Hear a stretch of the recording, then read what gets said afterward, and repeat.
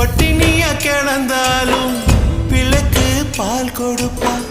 பால் குடிக்கும் பிள்ளமுவா பார்த்தே பசி மறப்பா. இளவட்டமான பின்னும் எண்ணெய் தேச்சு குளிக்க வைப்பா. உச்சி முதல் பாதம் வர உச்சி கொட்டி மகிழ்ந்திடுவா. நெஞ்சிலே நடக்க வைப்பா, நிலாவ பிடிக்க வைப்பா. பிஞ்சு விரல் நகம் கடிப்பா, பிள்ளையச்சில் சோறு தின்பா.